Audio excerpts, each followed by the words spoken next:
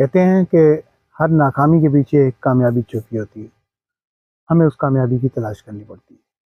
तो ये हमारा फील्ड है जहाँ पे हमने जो है सरसों या कैनोला की काश्त की थी और ये काश्त जो है वो बुरे तरीके से फ्लॉप हो गई थी और उसकी वजह जो थी 2-3 वजूहात थी। सबसे पहली वजह जो थी इसकी वो ये थी कि ये लैंड फर्स्ट टाइम PQNK के ऊपर जा रही थी। क्योंकि इसके अंदर से जो है ना काफ़ी ज़्यादा मिट्टी उठाई गई थी इस फील्ड में से और इसका जो पिछले वाला 1 एकड़ है वो तकरीबन कोई 1 फीट गहरा हो गया था और ये वाला ऊंचा था। पानी सही नहीं लगता था। उसके बाद हमने इसको दोबारा से लैंड लेवल किया। लैंड लेवल करने की वजह से मिट्टी जो है वो बिल्कुल फ्रेश हो गई और उसकी वजह से जो है प्रॉब्लम आई।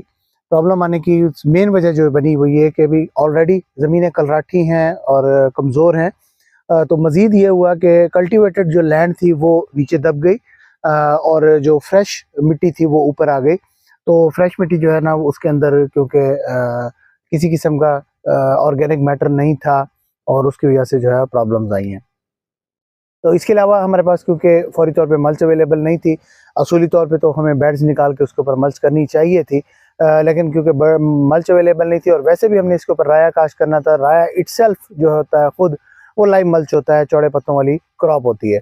लेकिन चौड़े पत्तों वाली क्रॉप मल्च तो उस वक्त ज़मीन को करेगी जब वो खुद जर्मिनेट होगी। तो फर्स्ट ऑफ ऑल जब हमने इसके अंदर काश्त किया